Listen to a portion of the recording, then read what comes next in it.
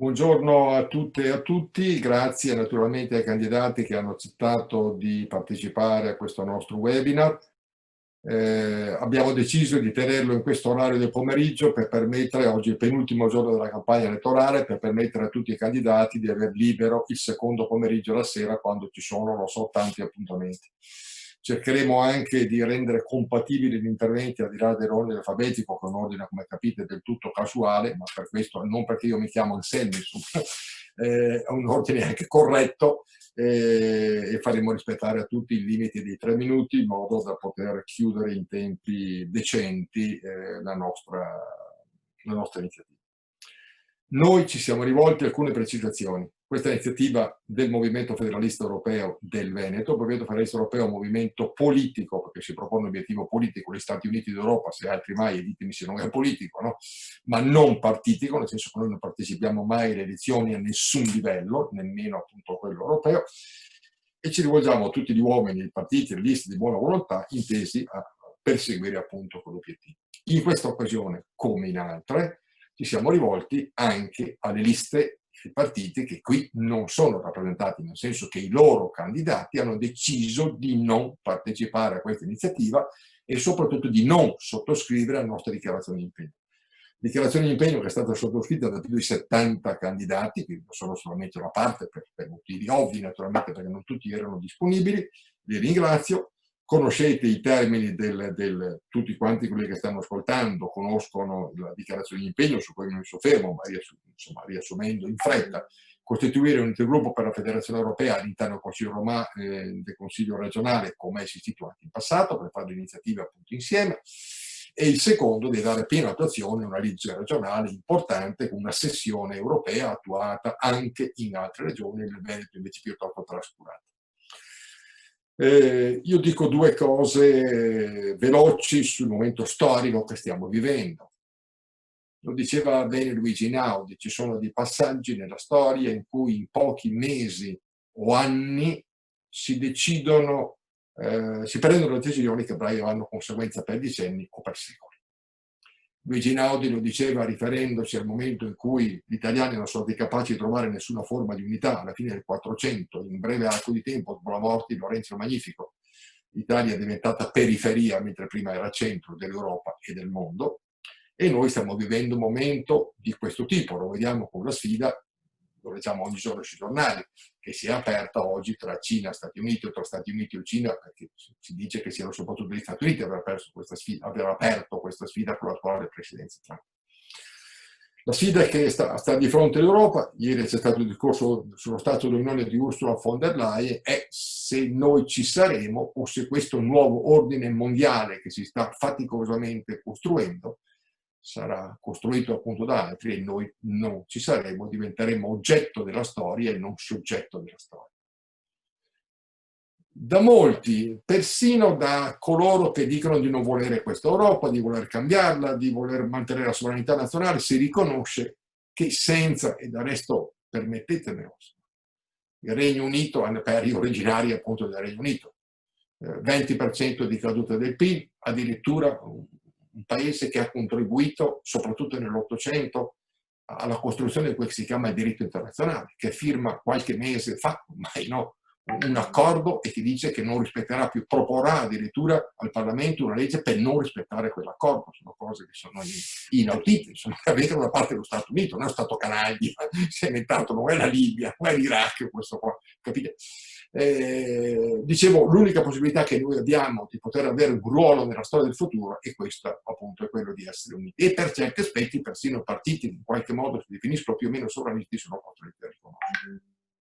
Noi naturalmente prendiamo atto che alcuni partiti hanno deciso di non accogliere la nostra proposta, ne siamo anche dispiaciuti. Ne siamo dispiaciuti perché questa è un'occasione, quella che stiamo vivendo oggi, col famoso Recovery Fund, oppure con, non a caso, il titolo che è stato dato dalla Commissione Europea, Next Generation EU, no? Cioè pensiero alla nuova generazione, l'Europa per la nuova generazione. Penso che si stanno delineando i contorni della nuova Europa, l'ha detto ieri molto bene il Parlamento europeo Ursula von der Leyen, e credo che tutti quanti i paesi e tutte le classi politiche dovrebbero partecipare alla costruzione della nuova Europa, nell'interesse del paese, al di là degli interessi di parte, che sono pure del tutto legittimi. Questa è stata definita pioggia di miliardi che arriverà sull'Italia, i famosi 209 miliardi tra grants, cioè tra sussidi e prestiti. Si parla spesso di piano Marshall, non è un piano Marshall questo. Prima cosa, è opportuno non usare il termine piano Marshall. Il piano Marshall era fatto dagli americani per l'Europa, questo è un piano dell'Europa per l'Europa. Vuol dire che oggi l'Europa ha tutte le risorse per poter rilanciare se stessa, veramente un nuovo, fondamentale. Non abbiamo bisogno degli Stati Uniti, perlomeno per quanto riguarda quest'ambito. No?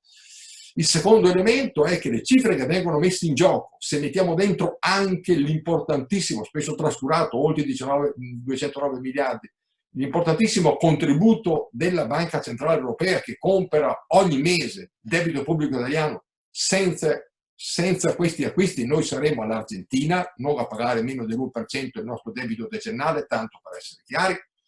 No, dicevo, è stato contabilizzato in il 30% del PIL italiano, cioè, sono cifre quasi inimmaginabili solo pochi mesi fa. Ecco, la seconda cosa è proprio questa. Quello che era, noi federalisti io faccio questa battaglia da 41 anni e vi dico che in questi 41 anni ho visto un momento così creativo e innovativo solo in una fase precedente. 1989, caduta del muro di Berlino, 1992, trattato di Maastricht. Solo in quel momento là c'è stato un cambiamento epocale, si vedeva che si stava facendo la storia. Le cose che voi state vedendo adesso, sta parlando di tasse europee, debito pubblico europeo, questo mai è certo, i famosi 750 miliardi di euro, erano scritti tutti nel famoso libro bianco di Delors di quegli anni, perché naturalmente gli uomini che hanno fatto l'unità monetaria dell'Europa, che si chiamassero Jacques Delors, si chiamassero, per citare un italiano, Tommaso Padoa-Schioppa, sapevano molto bene che la produttività del Portogallo o della Grecia non era paragonabile a quella della Germania. Avevano previsto tutte quante queste cose. Nel libro bianco ci sono le tasse europee, i bonus europei, eccetera, eccetera.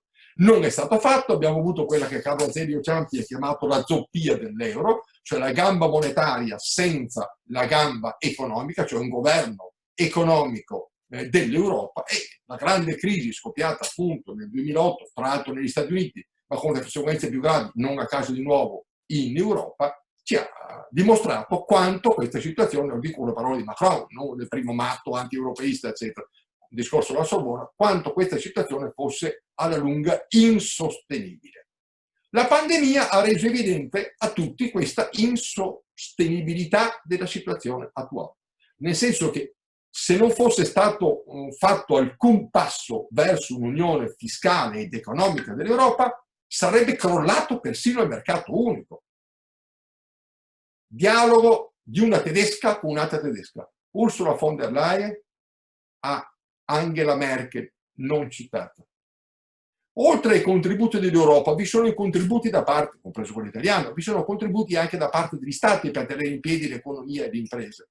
Ursula von der Leyen dice, e metà di questi contributi sono di un solo paese, perché ha lo spazio fiscale, come si suol dire, per fare appunto quello. Angela Merkel dice, alludi a noi? Capite bene? Le imprese tedesche, Volkswagen, insomma, le grandi imprese tedesche, hanno alle spalle un paese che può permettersi, ma capite bene che questo snaturerebbe completamente il mercato interno. Nel momento in cui alcune imprese possono essere sostenute dallo Stato, tra l'altro gli aiuti di Stato adesso sono tutti permessi, va bene? È stato sospeso subito. Alcuni paesi hanno una tale capacità di poter aiutare le loro imprese mantenendole in piedi nel mercato europeo e nel mercato globale, altri non hanno invece questa possibilità, inevitabilmente si sfascerebbe subito il mercato interno e si tornerebbe ai protezionismi, la storia che abbiamo visto terribile dalla fine degli anni 20, crisi del 29 e degli anni 30. Ecco, due parole finali sul Veneto, concludendo. Ecco, noi non siamo fuori di questa storia. Non è che il Veneto è, insomma, senza tornare a Crozza, insomma, no, non è che il Veneto è una repubblica al di fuori del mondo, eccetera. Il Veneto è una regione integrata, fortemente integrata, sapete addirittura si dice che il triangolo si sta spostando, no? Si sta spostando dal nord-ovest al nord-est, no? Milano, Pordenone, Padova si dice, insomma, Bologna, ecco, per essere un po' corretti, no? Noi siamo fortemente integrati nelle catene appunto del Bologna. E quindi la scelta europea per il Veneto è l'unica scelta possibile, tolte pazzie o chiamiamole ubbie al di fuori appunto della storia.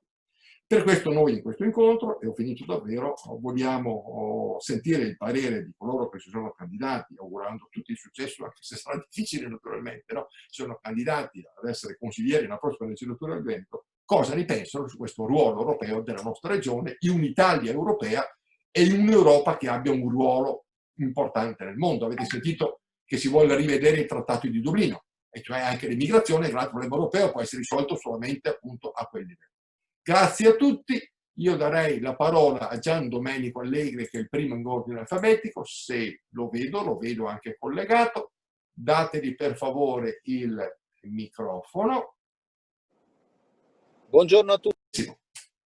Buongiorno a tutti, mi scuso, sono collegato dalla macchina perché sono in giro per la campagna elettorale. Ho accolto molto con piacere l'invito del Movimento Federalista Europeo, perché credo sia fondamentale per noi costruire appunto una nuova presenza veneta in Europa. Io l'ho messo nel mio slogan quando l'Europa non andava così di moda, e ho messo che il Veneto deve essere saldamente ancorato alla comunità europea, all'Europa, e credo che oggi sia sotto gli occhi di tutti che senza l'Europa noi non andremo da nessuna parte. Lo dico da imprenditore perché credo che la nostra prospettiva sia quella di confronto con le più dinamiche realtà europee. Quindi anche dal punto di vista professionale posso dirvi che la prospettiva non può che essere quello. Chi si è scatenato in questi anni contro l'Europa è stato completamente smentito da questa nuova fase che si sta vivendo oggi e che dimostra che l'Europa può essere solidale, l'Europa può essere traino per il nostro paese,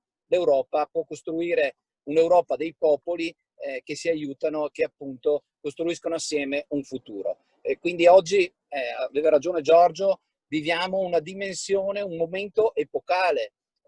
La dichiarazione di Ursula von der Leyen ieri relativa anche alla revisione del Trattato di Dublino va ancora nel senso di non lasciare nessun paese solo nel momento in cui affronta una difficoltà oggettiva come quella dei flussi migratori, che credo sia uno dei problemi più grossi, assieme alla crisi, alla pandemia e assieme alla crisi che abbiamo vissuto con i subprime all'inizio di questo decennio, sia una delle crisi più grosse che abbiamo vissuto in questo momento in Europa e nel mondo. Ma l'Europa c'è, l'ha dimostrato e ci vuole essere. I 4 pilastri che l'Europa ha messo in campo ci aiuteranno a uscire, credo, dalla nostra crisi economica e ci danno l'opportunità di modernizzare il nostro paese, e quindi dalla Recovery Fund o Next Generation, ma io ricordo che c'è anche lo SURE.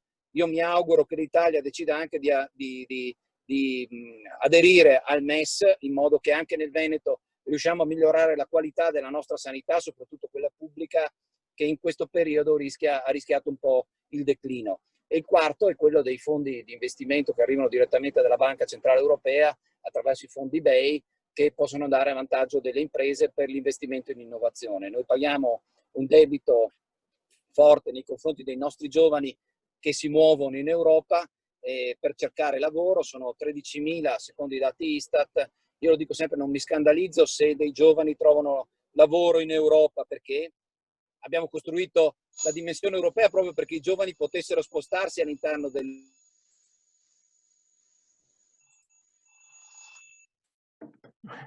Sono scattati 3 minuti, immagino, no? Grazie naturalmente ad Allegri. Ora Giulia Andrian, se è collegata. Giulia?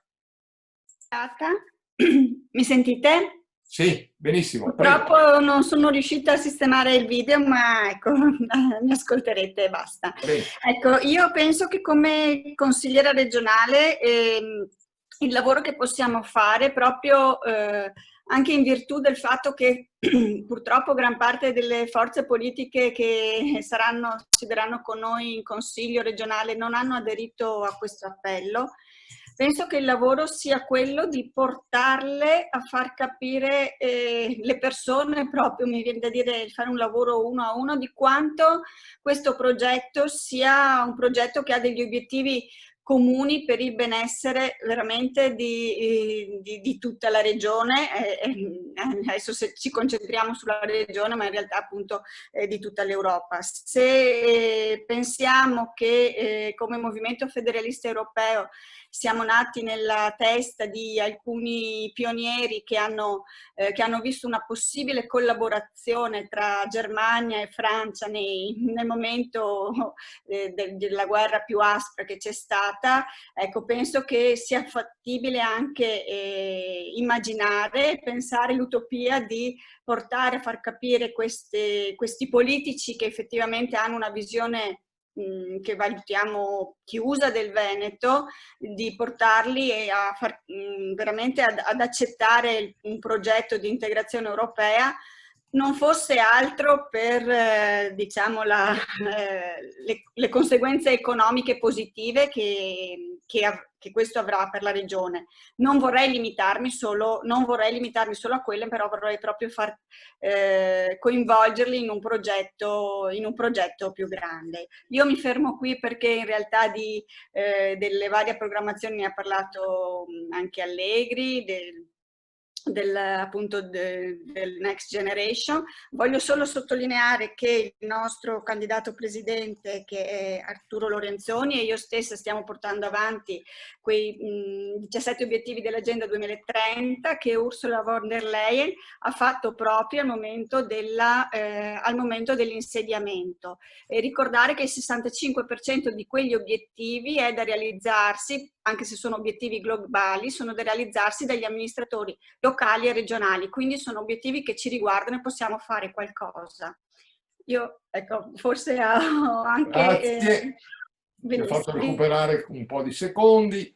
Sentite, ho una richiesta di Luigi Cadura di intervenire perché deve andare fra 5 minuti, se è collegato. Mi sembra sia collegato. Se ridate l'audio, per favore. Prego. Grazie per avermi consentito di intervenire. Io penso che l'Europa non ci abbia mai lasciato soli. Adesso non voglio far qui tutta quanta la storia dei 70 anni di pace che ha garantito al nostro continente, grazie alle istituzioni europee. Noi abbiamo in Italia il 5% del reddito delle famiglie contadine che deriva da fondi europei.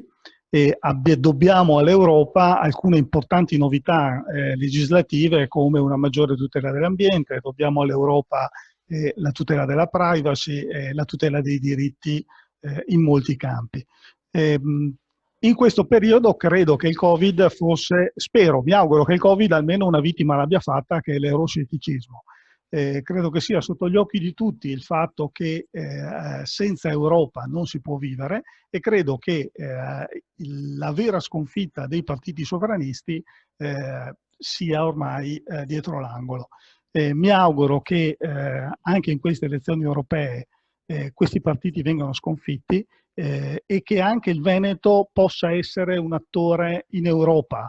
Quindi non solamente con quelle piccole aggregazioni come possono essere l'Alpe Adria, come possono essere altre aggregazioni, ma veramente un fattore aggregante a livello europeo. Siamo una regione che ha tutti i requisiti per poterlo fare, per essere una regione accogliente, per essere una regione che si interfaccia con le regioni europee, soprattutto con quelle più sviluppate. Io vi ringrazio tutti per l'accoglienza e vi saluto, purtroppo non posso aspettare fino alla fine. Grazie. Grazie naturalmente a lei. Segue Mirella Bagliana, che vedo che è collegata, era collegata da un bel po'. Eccomi qua. Buongiorno a tutti, ringrazio gli organizzatori per questo evento. Oggi, a pochi giorni dal voto alle regionali per il Veneto, a molti cittadini potrebbe sembrare non attinente affrontare il tema dell'Europa. Invece, dal mio punto di vista, risulta estremamente necessario, ora più che mai, aprire un dibattito e una discussione sull'importanza dell'Europa intesa come comunità europea e su come intendiamo stare in Europa e su come intendiamo partecipare e rafforzare alle politiche e agli organismi europei. Penso che il Veneto sia una regione da rigenerare, da proiettare verso il futuro in una dimensione europea con risposte innovative alle molte criticità. Ormai è inconfutabile che il nostro vivere quotidiano deve relazionarsi con le scelte e le politiche europee. Fin dal dopoguerra e anche prima il popolo veneto si è sempre interfacciato con i popoli di altri stati europei. Vorrei ricordare i nostri migranti che hanno dovuto espatriare per cercare di guadagnarsi il pane quotidiano. L'Europa intesa come unità dei popoli ha preso radici anche da questi tanti sacrifici. Poi la globalizzazione avrebbe dovuto farci riflettere che senza un'Europa forte poco si poteva fare per equilibrare il potere economico dei giganti come Cina e Stati Uniti. Ma spiace constatare che per molti anni nella nostra regione, in Veneto e in Italia in generale, i cittadini influenzati da una classe politica poco lungimirante abbiano continuato a respingere l'Europa come progetto unitario. Per molti anni hanno cercato di farci credere, anche qua in Veneto, che il piccolo era bello e che la regione Veneto da sola riusciva ad autogestirsi senza aprirsi al mondo, in contrapposizione con le imprese, la direzione economica delle nostre imprese che per forza maggiore si sono aperte ai mercati europei e internazionali. Solo di fronte a un'emergenza di una pandemia, il sentire comune anche dei singoli cittadini sembra stia cambiando. Ci siamo accorti che senza politiche strutturali su scala europea non sarà possibile rimpostare una ripresa economica e sociale. Finalmente ci si è accorti che oltre alla crisi sanitaria esiste un'emergenza climatica e che solo attraverso un impegno collettivo sarà possibile salvaguardare il nostro habitat naturale, tutto nell'ottica di una visione che deve essere di tipo intergenerazionale che tenda al benessere delle generazioni future. È pur vero che per molti anni le decisioni prese in Europa sono risultate lontane dai bisogni e dal sentire dei cittadini.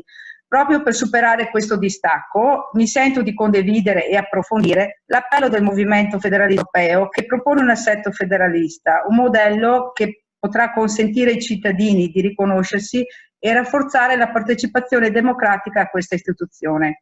Il Consiglio regionale del Veneto nella prossima legislatura potrà diventare un soggetto attivo di questo progetto, ma per farlo deve crederci. Chiudo auspicando che tutti i nuovi eletti in Consiglio regionale abbiano a cuore questa tematica o quantomeno la questione sia inserita tra i punti principali dell'agenda consigliare. Grazie, naturalmente segue il candidato, mi è stato detto di aggiungere anche la lista, io pensavo che ognuno ne parlasse, però per carità liberi tutti nei 3 minuti. Gianangelo Bellati, Veneto per le Autonomie, prego.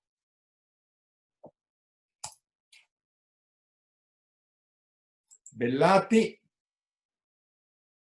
è collegato. Io non lo vedo connesso, tu sì? Non è connesso? Non mi sembra. Beh, allora passiamo a Sebastiano Bertini, che mi sembrava proprio di aver visto. Sebastiano Bertini di Europa Verde. Sì, salve, buongiorno. Benissimo. Sì, mi sentite? La sentiamo molto bene, la ringrazio. Benissimo. Allora, salve, io sono il candidato sì di Europa Verde, Federazione dei Verdi del Veneto. Allora, propongo una riflessione molto semplice.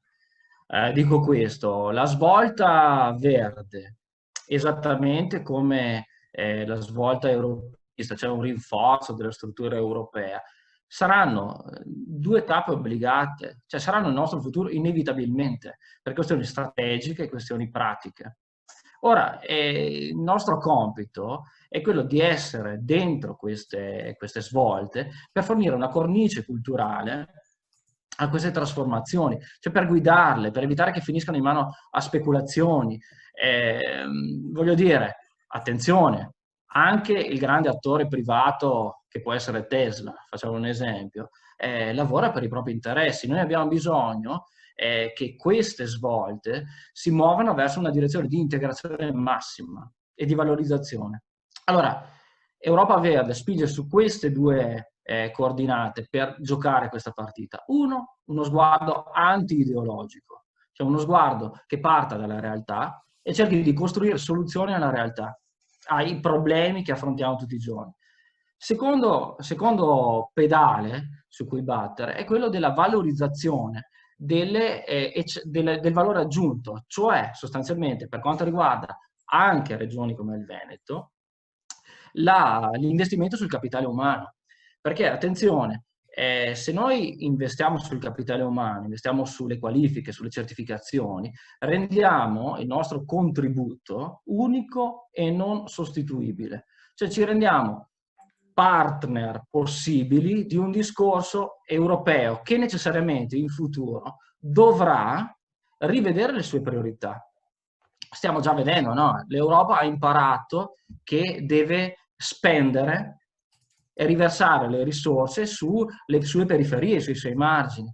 All'interno di questo percorso c'è anche il discorso che sarà necessario trovare nuovi poli, nuove competenze che dialoghino fra di loro. Non possiamo più permetterci che una regione come il Veneto, nel contesto dell'autonomia, si permetta sparate come la richiesta di 23 competenze autonome, che sono assolutamente non realistiche e che non servono a potenziare il sistema, ma semplicemente a indebolirlo. Quindi ragioniamo e giochiamo questa partita investendo sull'istruzione e su soluzioni concrete e pratiche che abbiano come orizzonte salute e territorio e ambiente. Ho finito. Grazie. Grazie. Mi sembra di aver visto collegata Anna Maria Bigon del Partito Democratico. Se riaccendete il microfono, la sentiamo. Grazie, grazie mille, buongiorno a tutti. Allora, io credo che tutti noi abbiamo capito quanto è stato importante questo periodo post-Covid, da dove sono emerse le difficoltà che l'Italia ha. Noi abbiamo problematiche molto profonde per quanto riguarda un depotenziamento fatto della sanità pubblica, un problema di cementificazione del territorio, quindi mal gestione dell'ambiente. E poi abbiamo anche un problema, secondo me, molto importante che riguarda la natalità e i giovani. L'Europa in questo ci sta aiutando, soprattutto secondo me con quello che ha messo in campo ci sta aiutando a crescere.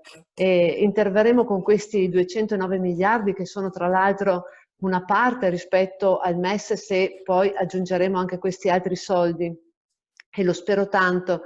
Ci aiuterà a crescere perché tra l'altro ha dato anche delle indicazioni chiare per quanto riguarda anche una sostenibilità dell'economia e quindi rinnovamento energetico, una nuova tecnologia, ci dà anche degli indirizzi nell'applicazione di questi soldi e nella loro attuazione. Perché? Perché credo che l'Italia ne abbia bisogno, nel senso che a volte abbiamo le regioni che nella loro piena autonomia svolgono il loro compito, a mio parere, completamente in modo diverso da quello che dovrebbe essere per la tutela della salute, ma soprattutto per la tutela dei cittadini. E quindi con queste indicazioni, anche con la richiesta delle semplici riforme, l'Europa ci sta aiutando. Noi abbiamo bisogno e ci impegneremo, credo tutti, a formare questi intergruppi regionali e formare una sezione appunto europea nel Consiglio regionale e quei rapporti sugli affari esteri che sono fondamentali, di cui la legge 26/2011 non applicata ne pone come obiettivi principali. Ecco, da parte mia c'è il pieno sostegno perché credo che sia non solo necessario ma formativo il fatto di essere in Europa. Grazie a tutti. Grazie a lei. Allora Stefania Bizzotto, Dianella Sbrolini Presidente, ora se vi date il microfono.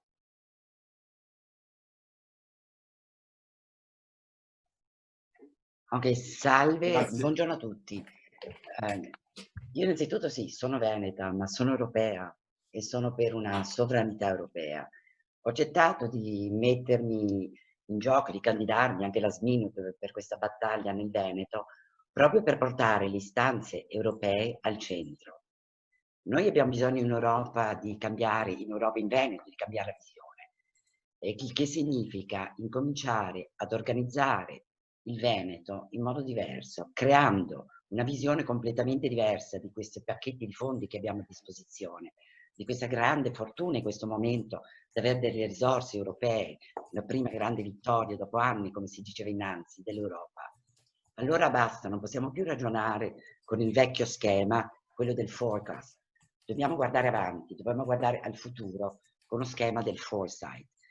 Che significa cosa? Significa portare il futuro nelle nostre decisioni. Significa saper programmare con lungimiranza azioni nel territorio, infrastrutture, treni veloci, l'ambiente, la formazione, i giovani. Sono tutte azioni che non possono essere buttate spot con piccoli programmi destinati ai comuni che non sanno neanche come prenderli perché non hanno know-how, non hanno la struttura interna. Dobbiamo essere noi di nuovo il motore dell'Europa, il centro dell'Europa, come Veneto, in collaborazione con gli uffici di Bruxelles, sì, ma soprattutto in un link diretto con i comuni, perché sono i comuni poi il centro dell'Europa. Siamo noi cittadini sono i giovani. Io lo faccio perché sono mamma, sono nata in Europa. Scelgo l'Europa, ma lo scelgo nel cuore. Lo faccio per mia figlia, per il suo futuro. Votate qualcuno che crede in questo e che crede nel fatto che l'Europa non è solo presente nei fondi, adesso dobbiamo usarli bene, è presente nella nostra vita quotidiana. L'Europa è piccola nelle grandi cose e forse grandi nelle piccole e dobbiamo imparare a capire questo. Tutti i miei incontri porta a porta, io ho sentito cosa? Ho ascoltato moltissimo. La gente non ha voglia di reddito di cittadinanza, la gente ha voglia di lavoro, investimenti, quindi occupiamoci di questo, occupiamoci dei nostri giovani, delle scuole, non solo per ristrutturarle, ma del loro futuro. Occupiamoci di chi è senza lavoro per dargli lavoro, dargli dignità, non con un reddito, ma cercando di trovare delle misure. I fondi ci sono, i progetti ci sono. Sure esiste, lo citavate innanzi. Progetti poi per digitalizzare la sanità. Mi auguro che il MES venga preso.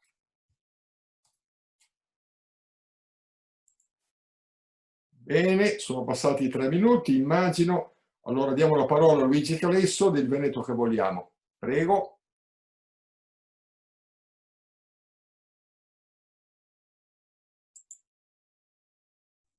Mi sentite? La sentiamo. Mi sentite? La sentiamo bene. Prego, prego. Buongiorno a tutte e a tutti e grazie per questa occasione che ci date di dibattito, di intervento e di ascolto. Io penso che l'Europa in questi ultimi anni abbia subito nell'opinione pubblica italiana un vero e proprio processo di denigrazione che è stato legato sostanzialmente a delle incapacità della classe dirigente politica italiana di trasformare le occasioni offerte dall'Unione Europea in occasioni per i cittadini a causa della propria inerzia. Pensiamo solamente ai tempi di recepimento delle direttive europee o al numero di infrazioni in cui l'Italia è coinvolta ancora oggi rispetto appunto alla normativa europea.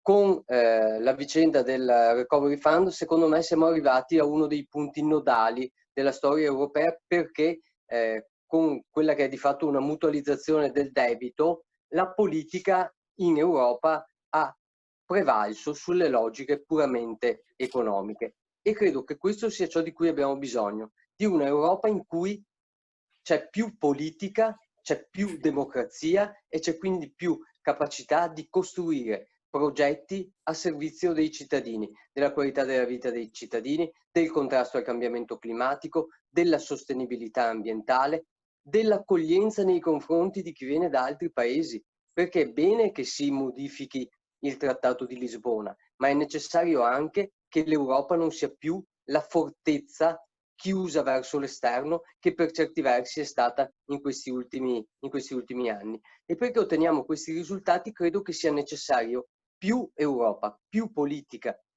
nelle strutture europee, più politica nelle scelte europee. E in questo senso anche le regioni possono avere un loro ruolo, non quello di aprire uffici a Bruxelles come era diventato di moda qualche anno fa, ma quello appunto di svolgere delle sessioni di lavoro sulle dinamiche europee che siano contemporaneamente occasione di approfondimento, di contributo e anche di trasparenza rispetto ai cittadini del rapporto che esiste tra le regioni e l'Europa, perché non possiamo dimenticare che in Italia sono le regioni il tramite di grandissima parte dei fondi europei e non sempre questa gestione è accurata, dire non sempre è eufemistico. Siamo tra i paesi più in ritardo nell'utilizzo dei fondi europei per lo sviluppo e la responsabilità purtroppo in molti casi è proprio delle regioni che hanno la gestione di questo tipo di fondi. Una sessione di lavoro dedicata alle questioni europee servirebbe anche per mettere i cittadini nelle condizioni di capire se alcuni problemi sono dovuti all'Europa o sono dovuti piuttosto all'incapacità degli amministratori regionali nel gestire i fondi che attraverso di loro devono arrivare alle aziende piuttosto che agli agricoltori, piuttosto. Grazie. Interviene ora Chiara Chiappa del Partito Democratico. Sembra che sia collegata. Sì, eccomi qua. Grazie. Buongiorno, vi ringrazio dell'opportunità che ci date. Io sottoscrivo senz'altro con convinzione la creazione di un intergruppo regionale per le relazioni Veneto-Europa. Voglio condividere anche la speranza che ho sentito nel valutare le politiche europee delle ultime settimane. Vorrei però soffermarmi su un aspetto in modo particolare, e cioè convinta che solo una prospettiva di scambio culturale e artistico reciproco tra i paesi europei può garantire una crescita di sviluppo morale, sociale, economico e della stessa democrazia. Ho verificato che nella Next Generation EU non si parla nei progetti delle linee guida per la definizione del piano di ripresa e resilienza mai di sviluppo artistico e culturale e degli scambi artistici e culturali tra i paesi europei, cosa invece raccomandata da 2 risoluzioni della Commissione europea molto importanti, del 99 e del 2007. Pensate addirittura che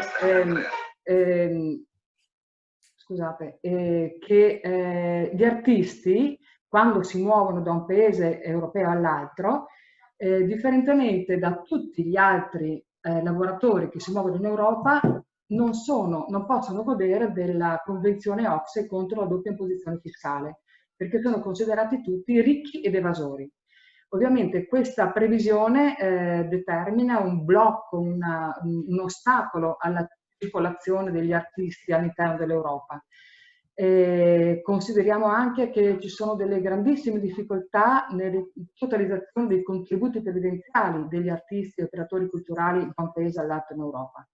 Ecco, io credo che uno delle grandi capitoli di spese e ragionamenti su cui dovremo puntare sarà proprio anche quello di favorire lo sviluppo e la circolazione di quello che già è stato citato del capitale umano.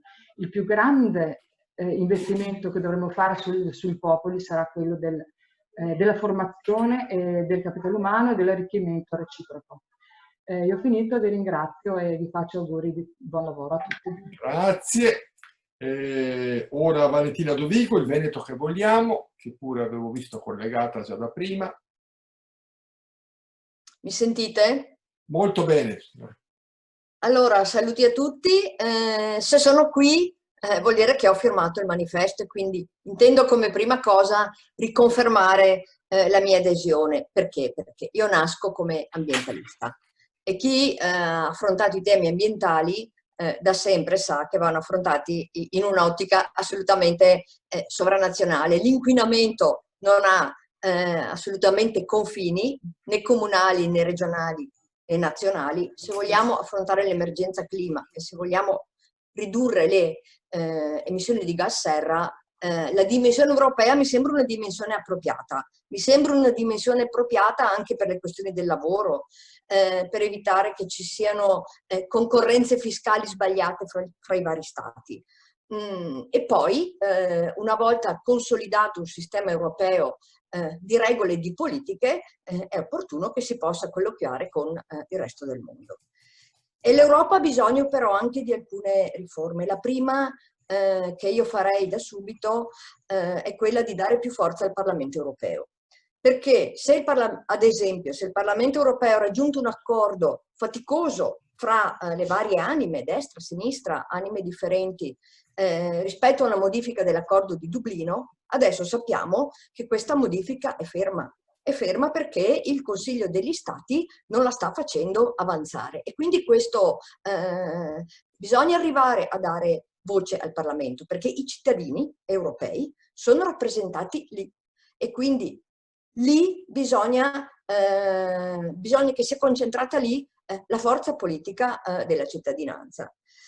Da ultimo, io sono nata nel 58 e quindi sono nata in Europa. Mi considero molto fortunata ad essere nata in Europa, perché se fossi nata in altre parti del mondo probabilmente avrei avuto condizioni di vita più complicate delle mie. L'Europa è stata un faro in quegli anni perché sapeva coniugare crescita, benessere con un sistema di welfare per tutti. Ora, dagli anni 2000 in poi, noi sappiamo che questo sistema si sta lentamente sgretolando. Se potrò dire qualcosa in Europa, lo dirò per rimettere in piedi questo sistema di welfare, perché quello che è stato un faro e un valore per noi possa diventare un valore anche per gli altri popoli del mondo. Questa che era l'eccellenza simbolica, politica dell'Europa, penso che possa e debba diventare una caratteristica del mondo intero. Ho finito, vi saluto, auguri a tutti. Grazie, ringraziamo. Allora, Elisa Lapaglia del Partito Democratico, prego. Ok, mi sentite? Grazie dell'invito e grazie all'attività che fate come Movimento Federalista Europeo da molti anni. Quello che ci apprestiamo a vivere sarà un consiglio regionale determinante per il futuro della nostra regione e del contributo che daremo al Paese, perché la straordinarietà dei fondi europei che saranno a disposizione ci permetterà, se ben orientati, di fare la differenza. Io, per non ripetere anche ciò che i colleghi hanno detto prima, vorrei porre l'accento sulla straordinaria opportunità di fare una cosa che non è mai stata fatta in questa regione, cioè passare dall'emergenza alla prevenzione. Per i fondi che avremo noi potremo passare alla prevenzione sul dissesto idrogeologico, quindi per il benessere dei nostri territori. Lo potremmo fare per prevenire la disoccupazione, perché nel Next Generation il secondo pilastro è proprio il rilancio dell'economia e il sostegno degli investimenti privati e quindi col progetto SURE ovviamente, quindi un'Europa che diventa un'Europa sociale anche e che fa la differenza anche nella velocità con cui risponde alla crisi, dimostrando di saper imparare anche dai propri errori. Ebbene, prevenzione soprattutto nella cura delle persone è un progetto, visto i fondi che ci saranno anche sulla sanità, la Regione Veneto deve cogliere l'occasione per fare questo cambiamento. Noi oggi vediamo che per le liste d'attesa, per tantissime tematiche che riguardano per esempio le dipendenze, i disturbi dell'apprendimento, l'autismo, ci sono tantissime cose in cui moltissime famiglie restano escluse dalla cura, dai servizi, dalla presa in carico, perché non c'è neanche il personale per seguirli, perché ci sono tempi lunghi, ma fa la differenza sulla qualità della vita delle persone, di quelle famiglie, arrivare troppo tardi. Ebbene, quindi questo investimento sulla sanità deve essere anche una pianificazione di un cambiamento. Prevenire vuol dire intervenire prima che si sviluppino determinate patologie molto, molto più gravi. È però un asse che richiede delle risorse economiche, perché oggi sono di fatto tutte sul post-emergenza.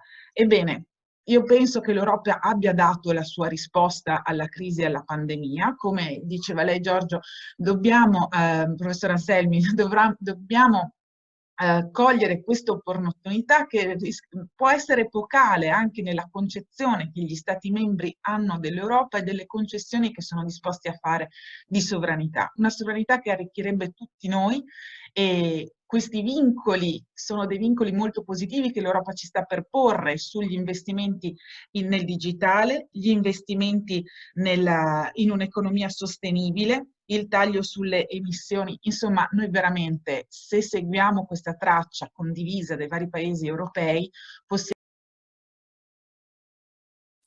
Grazie, sentite, farei intervenire, poi deve andarsene Giorgio Posetto, riusciamo a accontentare lui, poi anche Anna Magarotto. Prego Giorgio. Grazie professore, un saluto a tutti. Io entrerei subito un po' nel tema specifico. Noi, come io faccio parte della lista Più Veneto in Europa, che si potrebbe anche leggere all'opposto come auspicio Più Europa in Veneto. Quando 2 anni e mezzo fa circa noi facemmo con Emma Bonino il nostro partito Più Europa, molti ci davano un po' per pazzi, a parte il Movimento Federalista Europeo, ma erano altri pochi quelli che sostenevano questa idea di Europa. E quindi insomma è con soddisfazione che oggi vedo che anche quelli che una volta erano anti-europeisti, poi diventati euroscettici, oggi alcuni di loro sono diventati quasi europeisti. Dico quasi perché poi alla fine sono europeisti quando riceviamo i soldi e poi si dimenticano subito dell'Europa. Ma detto questo, ieri la Presidente della Commissione europea, Ursula von der Leyen, nel discorso sullo Stato dell'Unione afferma che è giunto il momento di fare un'Europa della sanità. Io sono un imprenditore della sanità e quindi insomma è un argomento che mi interessa particolarmente. E ribadisce dunque che non ci sono soluzioni diverse per affrontare le pandemie se non con una forte cooperazione europea. E questo l'abbiamo visto perché come è stata gestita anche dalla Regione Veneto, un giorno apri, un giorno chiudi, un giorno mascherina no, un giorno mascherina sì, noi ci siamo resi conto quanto sarebbe importante avere una gestione delle pandemie europee. E a questo proposito, proprio noi come P Europa, in particolare Emma Bonino, abbiamo depositato in Senato ad aprile una proposta di legge, tra l'altro sostenuta da 150 accademici, per realizzare un comparto sanitario europeo federale, sottolineo federale, per le emergenze e ovviamente dotandolo di bilancio adeguato. Ecco, quindi io sostanzialmente mi concentrerei su questi aspetti qui. Credo che sia arrivato il momento proprio di fare degli ulteriori passi avanti e iniziare a gestire anche problematiche che fino a poco tempo fa magari non pensavamo con una gestione europea. Grazie e in bocca al lupo a tutti. Benissimo, segue Mario Liberato, Veneto per le Autonomie e poi Anna Magarotto. Mario Liberato, se gli date l'audio.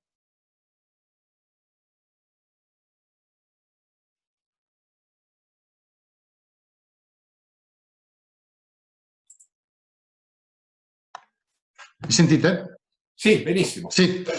Bene, Mario Liberato, per la lista Veneto, Simonetta Rubinato per le Autonomie e Collegio di Treviso.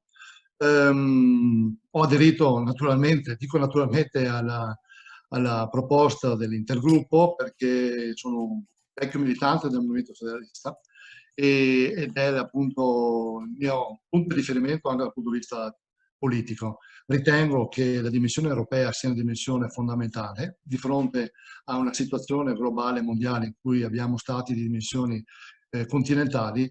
La dimensione europea è la condizione per poter essere diciamo, in gioco rispetto a queste dinamiche. Abbiamo alcuni temi fondamentali che richiedono una cessione di sovranità su alcuni punti, penso alla politica estera.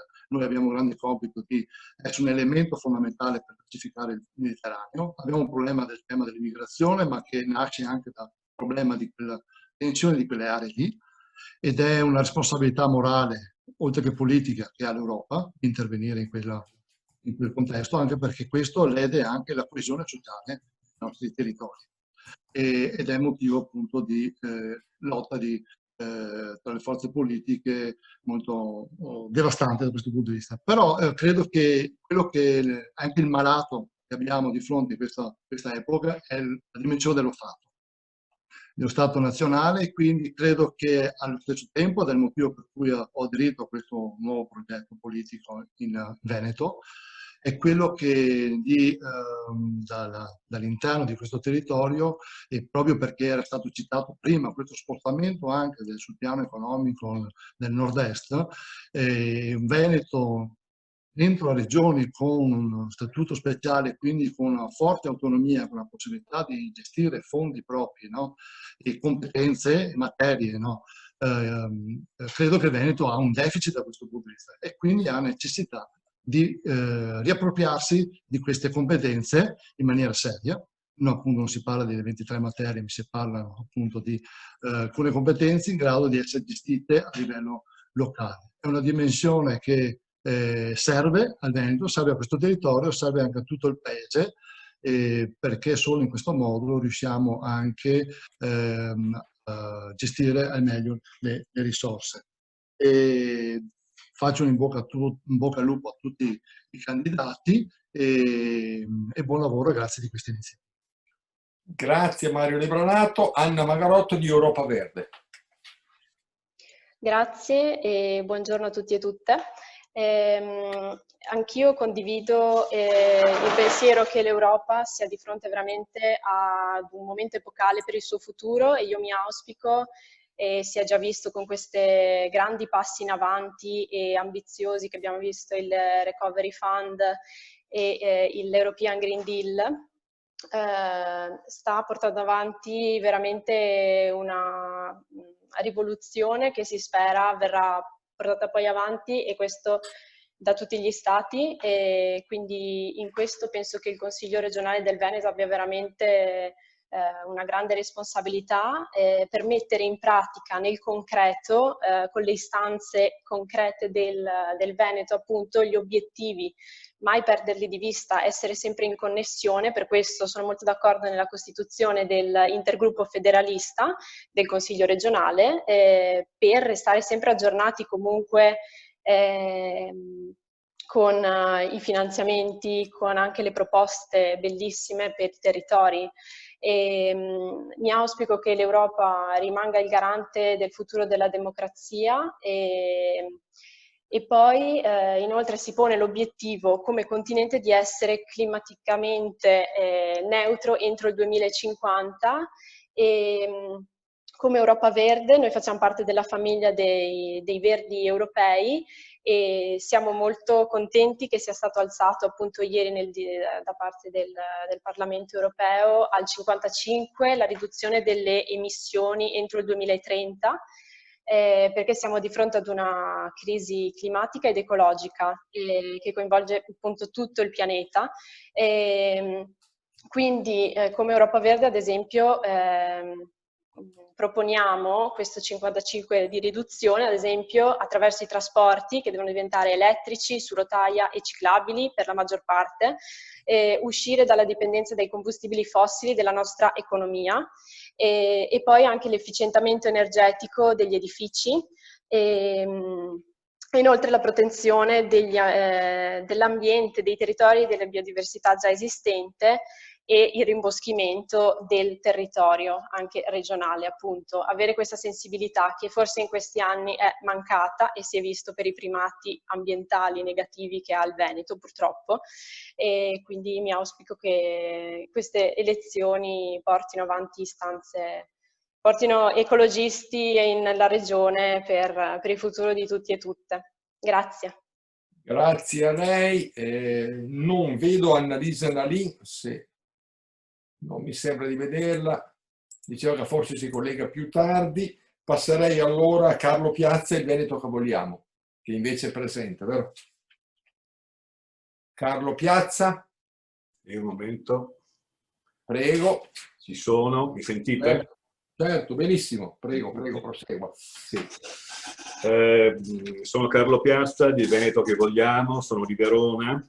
Sono un medico e uno psichiatra, e parlo anche da questo punto di vista con molto piacere a questo consesso, ringraziando chi l'ha voluto e chi ci ha invitato, sottolineando quanto uno dei punti centrali sia del discorso della von der Leyen di Sassoli di ieri, sia del nostro movimento, che è una lista civica, che sostiene Lorenzoni, presidente. Uno dei temi centrali è quello della sanità. Si parla di un Global Health Summit nel 2021, a cui è stato invitato il nostro premier, il nostro primo ministro per l'organizzazione.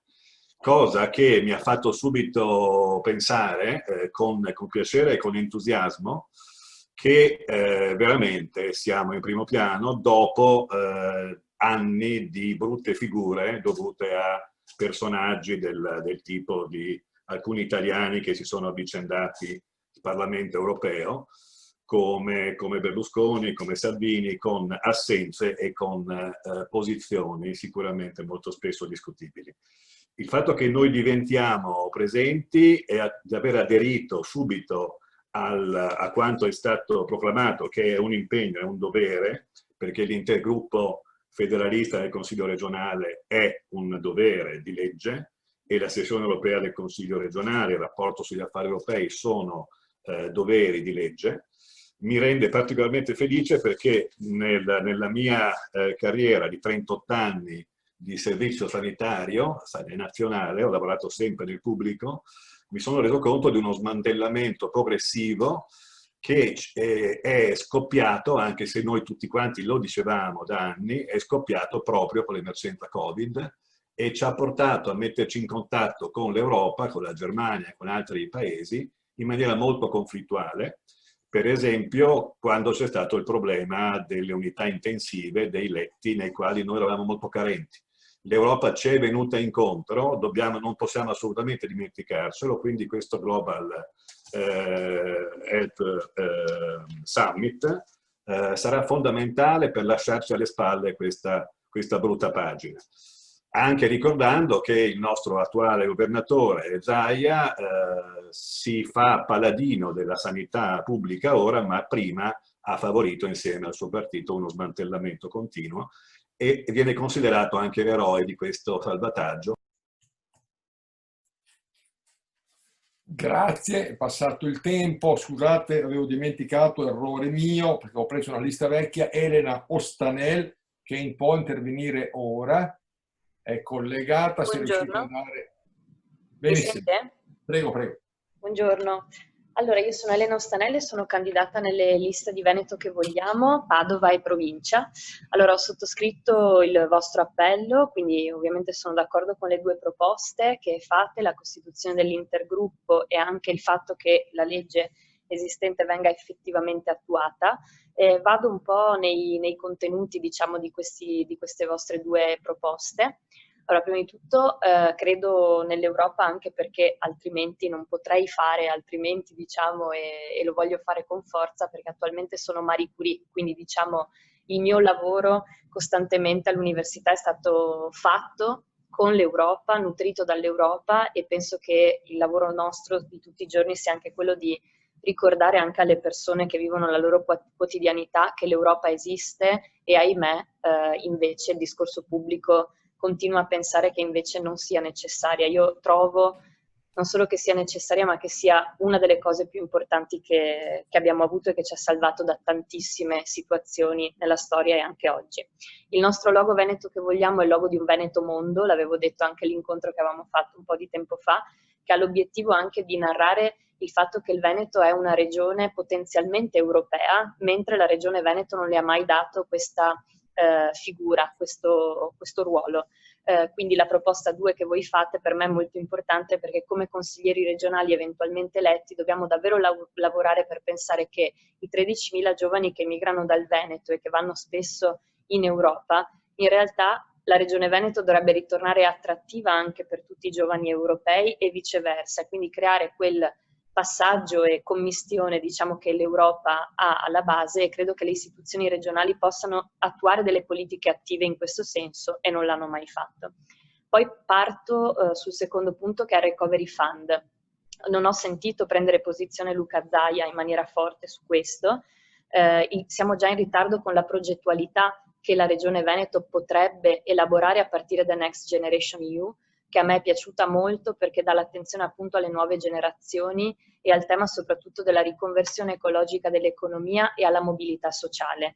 Tema italiano, tema paese, ma tema anche Veneto e quindi noi dobbiamo effettivamente costruire anche come futuri consiglieri regionali se eletti un progetto organico e concreto per dare davvero gambe a questi fondi che arriveranno per la nostra regione. E poi chiudo rispetto all'attenzione alle tematiche ambientali che sono in Next Generation EU e su cui i Fridays for Future e le persone più giovani che si sono allontanate dalla politica, ahimè, e che faranno fatica ad andare a votare anche in questa tornata elettorale, noi dobbiamo riportarle da noi, dobbiamo riportarle alla politica, quella bella, e dobbiamo spiegare che Next Generation EU e quello che potremo fare in Veneto è il modo per dirgli guardate tra 10 anni noi costruiremo una regione Veneto che vi sappia trattenere. Allora, Corrado Poli, che so che ha un altro appuntamento, è stato con noi fin dall'inizio, però naturalmente lei capisce che le pressioni sono continue su tutti i fronti. Prego. Bene, mi sentite? Sì? La sentiamo molto bene. Allora, io sono candidato a Padova, Venezia, Vicenza e Rovigo nella lista Veneto Rubinato per le autonomie e che si batte per un europeismo basato sulla solidarietà e per un regionalismo basato a sua volta sulla solidarietà. Attualmente sono senior fellow di un'associazione, di una fondazione britannica europeista, paradossalmente, e provengo da una famiglia di noti europeisti. Ho scritto anche recentemente un libro che si chiama, non so se lo vedete, Europa 2024, e la geopolitica delle autonomie regionali per il federalismo europeo.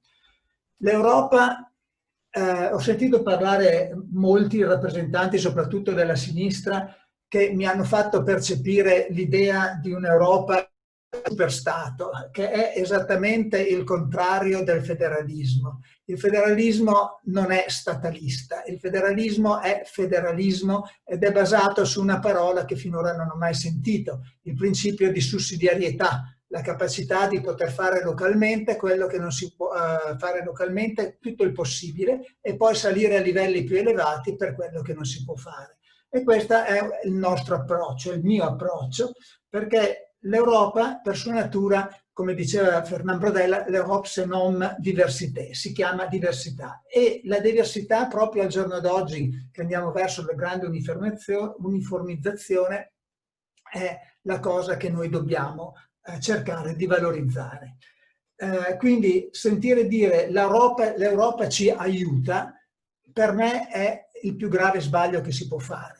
Siamo noi che dobbiamo aiutare l'Europa e l'Europa a sua volta l'Europa non deve fare niente, l'Europa siamo noi, la dobbiamo formare, realizzare, costruire in modo da essere collaborativi e quindi lasciateci fare da soli tutto quello che noi possiamo, lasciateci dare il permesso di aggregarci per salire sempre di più e avere un governo europeo per quelle poche cose che in Europa è opportuno fare, la politica finanziaria. Ecco, in questo senso il mio europeismo è un vero europeismo federalista e non è un europeismo che riporta a una concezione vecchia, ottocentesca di Stato che è superata in Italia, dove sarebbe bene avere una impostazione federale, ed è superata in Europa. Dobbiamo pensare a un'Europa sussidiaria, che è il termine usato nella Costituzione europea. Grazie, facciamo intervenire al posto di Giacomo Possamai che manderà un video, quindi promettiamo alla fine, Davide Zurlo che poi se ne deve andare. Zurlo, mi sembra che sia collegato. Mi sentite? Ecco, prego, la sentiamo bene. Eccoci qua, metto il timer anch'io. Beh, innanzitutto grazie mille Presidente per avermi invitato e per averci invitato qui questa sera, questo pomeriggio. Io ero a Ginevra, per cui sono arrivato questa mattina qui in Veneto e qualche giorno fa ho avuto il piacere e l'onore di parlare alla 45esima sessione del Consiglio dei diritti umani a Ginevra ed ho portato un po' quelle che sono le istanze non solo europeiste, ma anche di quello che io mi occupo soprattutto di geopolitica e di relazioni esterne, avendo studiato io arabo e russo. E la situazione al confine greco, insomma, sull'isola di Lesbo a me ha molto colpito, per cui ecco, insomma, volevo innanzitutto citare questa cosa per dire che noi non sono soli, non sono soli e che noi pensiamo, e in aggiunta a ciò volevo fare anche un pensiero in quanto appunto europeisti su quello che sta succedendo adesso in Bielorussia, perché io adesso sono qui, parlo da Cittadella, tra poco andrò a Padova a parlare per l'evento conclusivo della campagna, però ecco, insomma, ci tenevo a ricordare che in questo momento, mentre noi abbiamo la libertà di riunirci, di parlare, c'è chi paga un altro prezzo per esprimere la propria libertà. Ecco, detto questo, anch'io ho sottoscritto quello che è l'appello appunto dei federalisti e non posso che sposare al 100% ognuna delle parole. Detto questo, io, come voi sapete, io sono di Volt, per cui noi siamo un partito europeo. La scorsa settimana ci sono state le elezioni in Germania, abbiamo avuto la possibilità di eleggere dei rappresentanti nella città di Bonn e nella città di Colonia. Adesso ci sono le elezioni in Veneto e in Toscana, presto ci saranno anche le comunali a Barcellona, per cui capite, piano piano vedete che dal punto di vista politico riusciremo a fare questa Europa. Almeno ci sono molte forze che stanno lavorando, faremo in modo di far convergere tutti questi sforzi verso quello che è la nostra unica meta. Ci tenevo solo a concludere dicendo che dal punto di vista veneto molte sono le cose da fare, ad esempio investire in quelle che sono le filiere strategiche del Made in Italy, quelle che esportano il nome del Veneto e la sua laboriosità in tutto il mondo, rivolgendo particolare attenzione a quelle che sono le piccole imprese che operano nella subfornitura manifatturiera. Serve incentivare anche nuove forme di turismo esperienziali in grado di promuovere tutte le filiere e le forme dell'artigianato regionale, i mestieri e il Made in Veneto. È inoltre necessario accompagnare il processo di apertura e integrazione del sistema produttivo con l'Europa e i nuovi mercati mondiali attraverso la riorganizzazione di strumenti pubblici e la promozione commerciale delle azioni. Inoltre l'occupazione femminile sarà una priorità attraverso l'implementazione di servizi alle luci soprattutto delle difficoltà del Covid.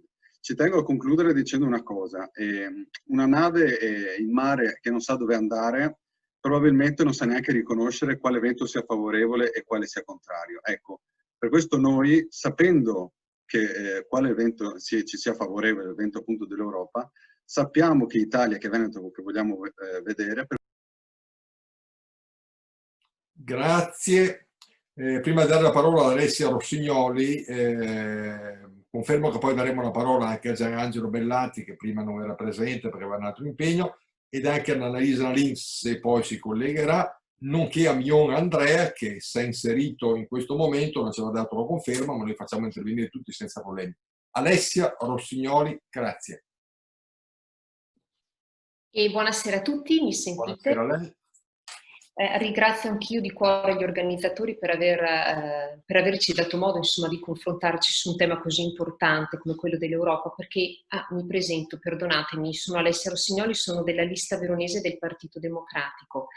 Di Europa si parla tanto, si parla spesso per parlare di fondi in arrivo, di soldi che paghiamo, di soldi che riceviamo, spesso però ci dimentichiamo un attimo di consapevolizzare quello che è il valore dell'appartenenza all'Europa. Io faccio parte di quella generazione che ha studiato sui libri di scuola le istituzioni europee e che ha cercato di imparare appunto il valore della nascita di queste istituzioni. Non è però mai così efficace come quando si inizia a fare politica e si capisce, soprattutto in un momento storico come quello che stiamo vivendo, quanto l'Europa possa essere la nostra migliore alleata per affrontare gli scenari davvero difficili che ci si prospettano davanti. Parliamo ovviamente di problemi, quello ambientale in primis, e anche quello di mantenere, anche quello di civiltà, perché ci troviamo di fronte a delle situazioni in cui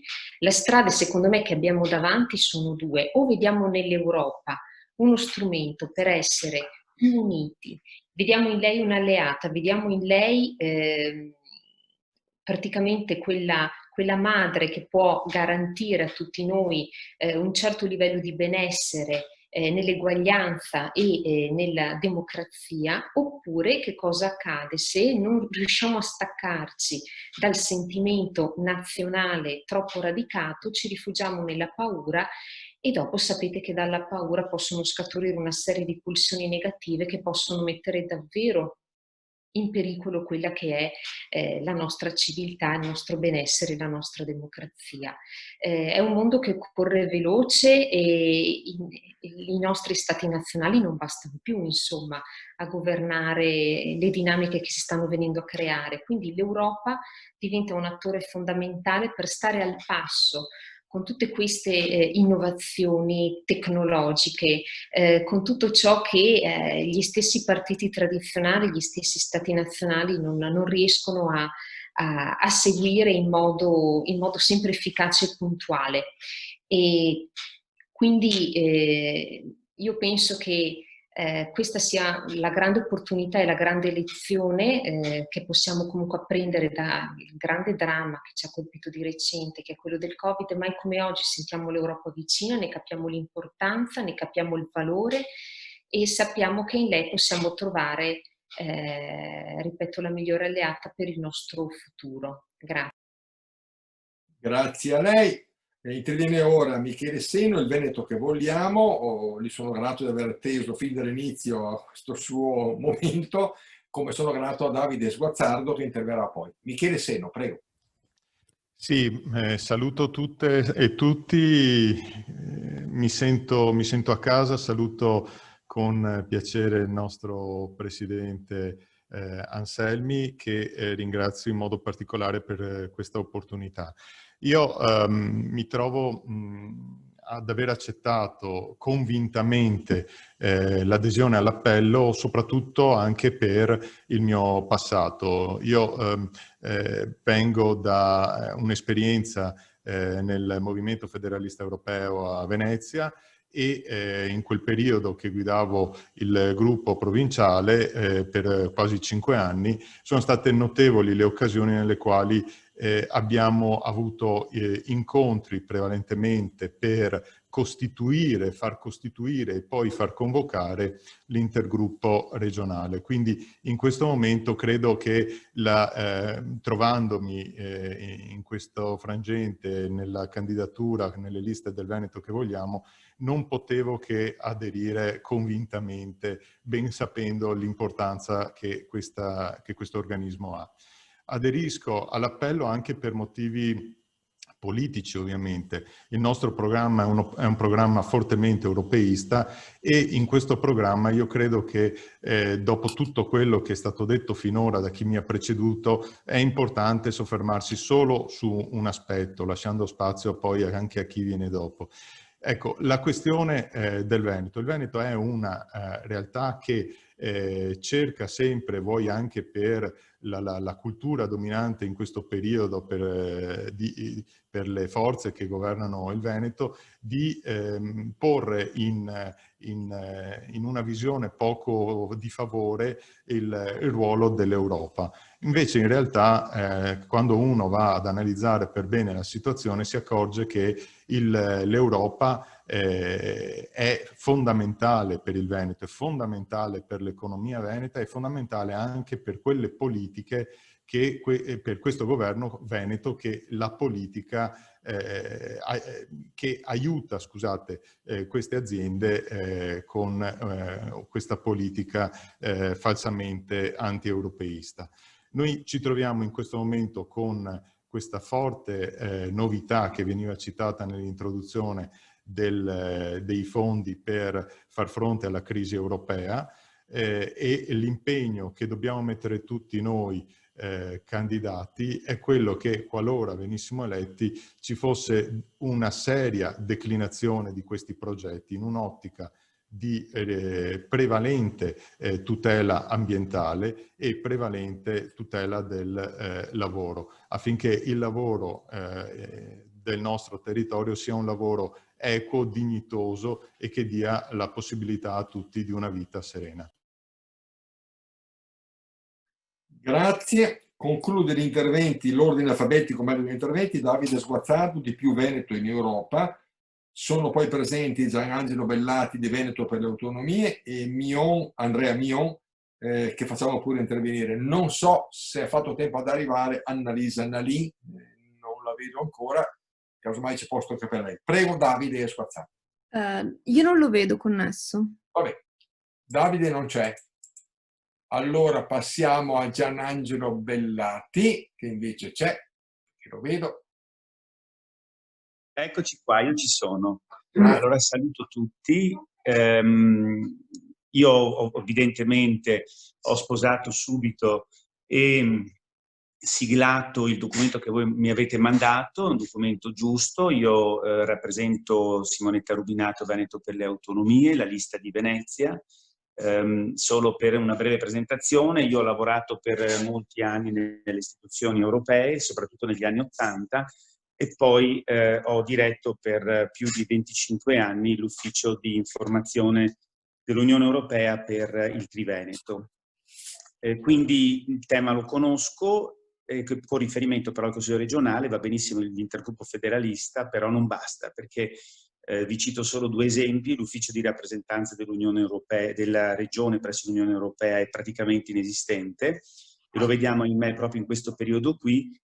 un periodo molto delicato perché ci sarebbe la progettualità per il recovery plan da impostare, da proporre, da attuare.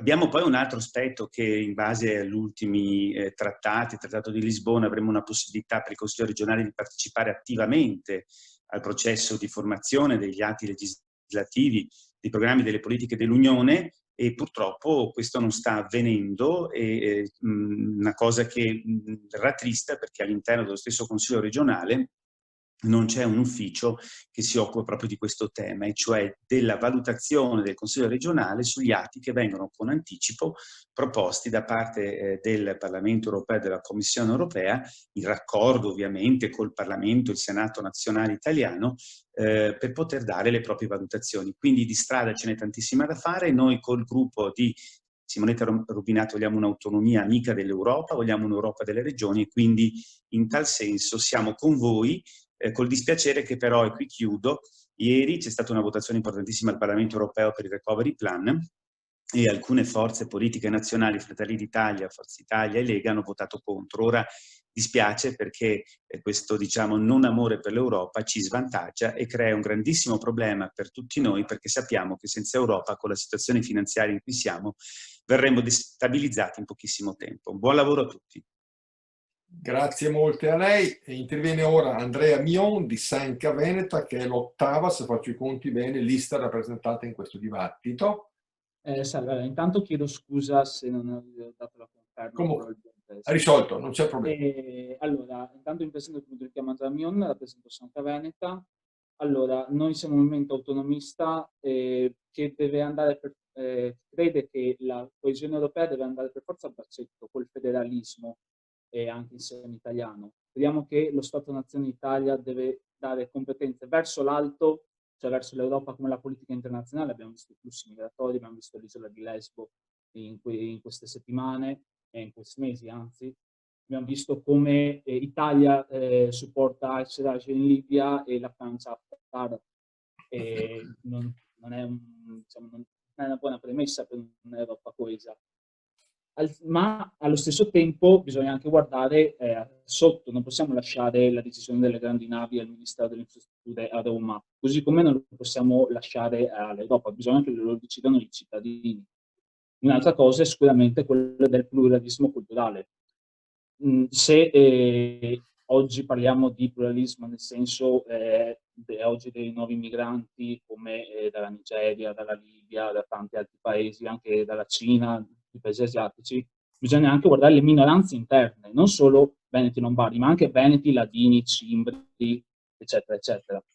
Tutto questo non è una cosa nuova, nata un anno fa, ma parliamo anche della Carta di Chivasso del 1943, nata durante la Resistenza, o la Carta di Brest del 1974, ovviamente di parte, che fu una carta fatta da movimenti regionalisti socialisti, per un'Europa unita, socialista, regionalista e federalista, il quale noi appoggiamo tantissimo.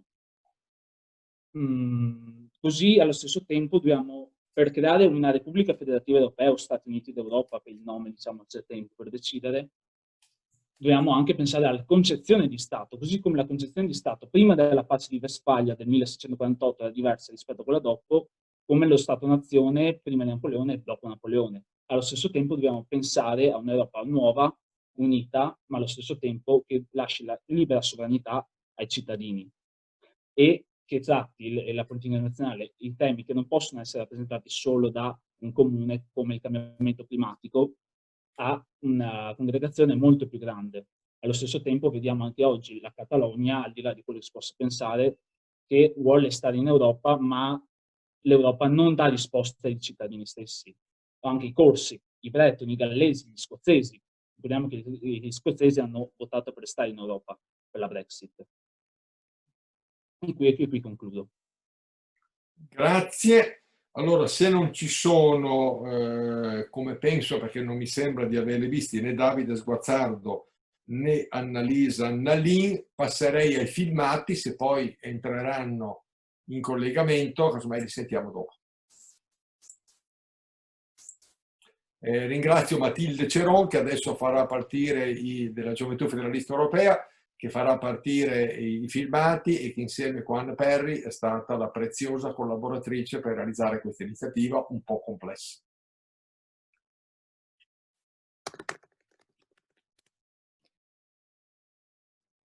Buongiorno a tutti, sono Alberto Bozza, candidato per le elezioni regionali del Veneto nel collegio di Verona, la mia provincia, la mia terra, che vuole con il progetto di Forza Italia essere ancora più convintamente europeista, convinti perché siamo da sempre vicini al Partito Popolare Europeo, nonché sostenitori e fondatori. Oggi siamo convinti che essere nella regione del Veneto, portare il nostro Verona nella regione del Veneto voglia dire inserirsi in un contesto europeo importante e strategico. L'abbiamo visto in questi mesi di crisi post-Covid come sia fondamentale essere parte integrante dell'Europa, che l'Europa ci sta dando la possibilità, grazie anche ai contributi rilasciati, di mettere a dura prova la responsabilità politica e la maturità del nostro Paese, che deve ben saper spendere questi soldi perché sono quanto mai fondamentali anche per le riforme che il nostro Paese attende da molto. Ecco allora che Verona più forte in Veneto vuol dire un Veneto più forte, vuol dire un Veneto autonomo inserito in un contesto europeo che dà un valore aggiunto non solo alla regione e al nostro Paese Italia, ma anche all'intera Europa. Un territorio il nostro ricco, da troppo tempo forse, come dire, dimenticato e abbandonato, ma che ora ha una grande occasione. Noi vogliamo essere portatori di un'azione popolare, di un'azione di politica responsabile e matura, di essere quella forza che porterà avanti il compimento delle riforme e delle idee liberali, perché siamo convinti che siamo l'unica forza politica all'interno del centrodestra che crede in questo. No gli slogan, no la politica urlata, ma una politica seria e responsabile inserita in un contesto europeo. Ecco oggi che vuol dire, cosa vuol dire essere veronesi, vuol dire essere veneti e soprattutto essere orgogliosamente europei, perché siamo convinti che dall'Europa e con l'Europa noi possiamo giocare una partita quanto mai strategica. Condivido pienamente il documento per un Veneto europeo predisposto dal Movimento Federalista Europeo. Lo condivido non soltanto perché sono iscritto al movimento, quindi ne condivido le finalità, la storia, ma soprattutto l'indirizzo politico e il lavoro che fa per l'integrazione e l'unificazione europea, ma anche perché è un documento che ci riporta a discutere di una cosa importante, cioè di che cosa può fare il Veneto per lavorare verso l'unificazione e l'integrazione e il federalismo all'interno dell'Unione. Ecco, per esempio, l'idea dell'intergruppo che mette insieme tutti i consigli regionali eletti sul tema dell'Europa, sul tema di spingere, prima di tutto a livello culturale, sulla necessità di un federalismo e di un'Unione Europea sempre più unita e quindi andare avanti sul processo di unificazione, mi sembra un'idea fondamentale, perché c'è un lavoro culturale profondo da fare e su questo bisogna che i partiti politici e che i consigli regionali eletti si parlino e facciano un lavoro coeso al di là degli schieramenti politici. Lo dico serenamente, se dovessi essere eletto io sarei onorato di entrare in quell'intergruppo, di promuoverlo, di farne parte. E l'altro aspetto è sicuramente quello di dare piena attuazione alla legge regionale 26 del 2011 che appunto chiede che annualmente ci sia una sessione europea del Consiglio regionale e un rapporto sugli affari europei, perché sempre di più per il nostro territorio, per la nostra regione è fondamentale il legame con l'Europa. Certo c'è il tema dei fondi, c'è il tema che la grandissima parte delle iniziative che vengono fatte sul nostro territorio alla fine vengono finanziate con fondi strutturali o comunque con contributi che arrivano dall'Europa, ma c'è anche un tema di legame con l'Europa, c'è anche un tema del fatto che il Veneto deve pensarsi come una regione aperta a tutta l'Europa, aperta all'esterno.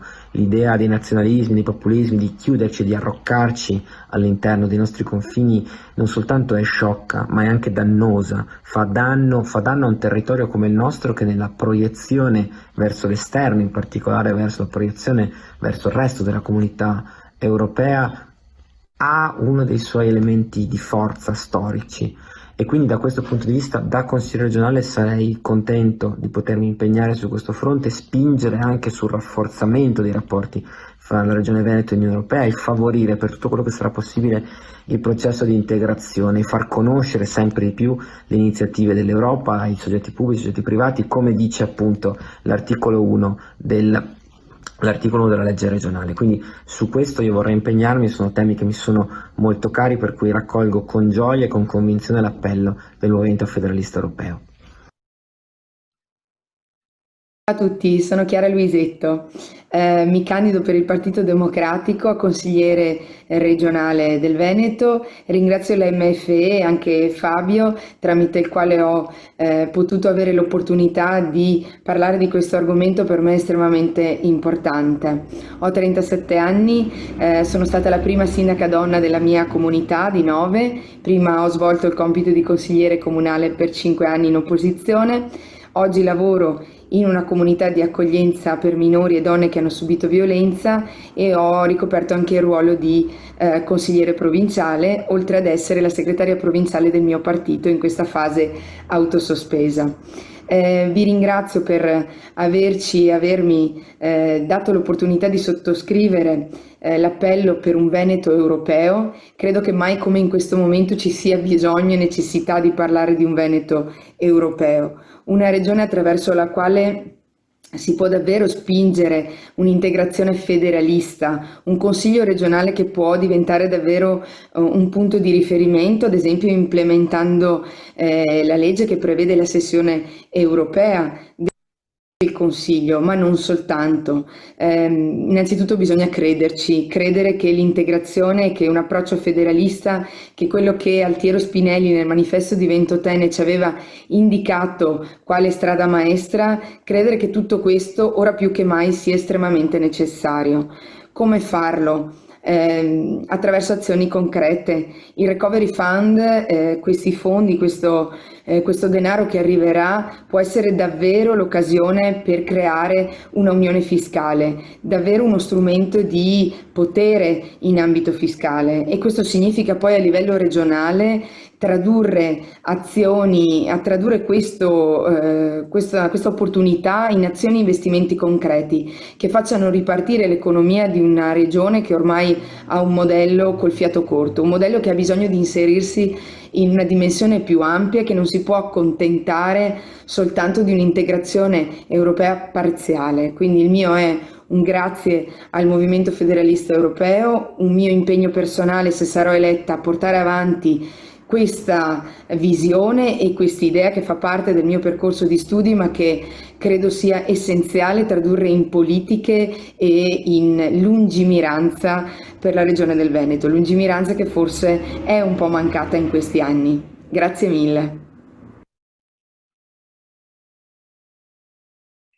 Grazie naturalmente per i 3 interventi. Non vedo collegati né Davide Sguazzardo né Annalisa Nalin. Ci sono stati ben 23 interventi, più 3 video, possiamo considerare altri 3 interventi, grosso modo la stessa durata, quindi 26. Se vedo bene sono 17 esatte, quindi un'ora e mezza, credo abbia fatto un bel tour de force.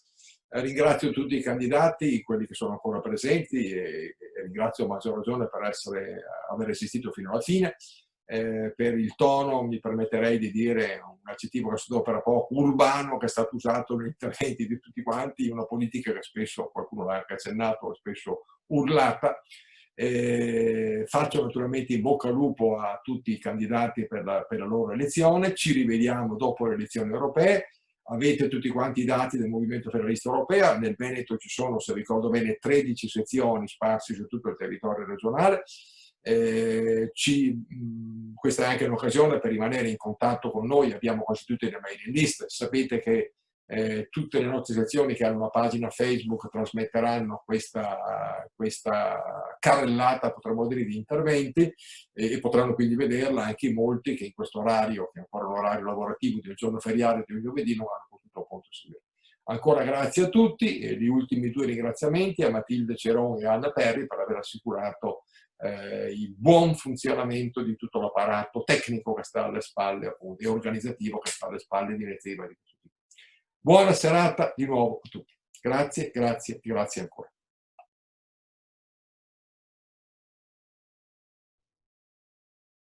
Grazie Giorgio, adesso ho chiuso il collegamento in Facebook. Sì, quindi ok.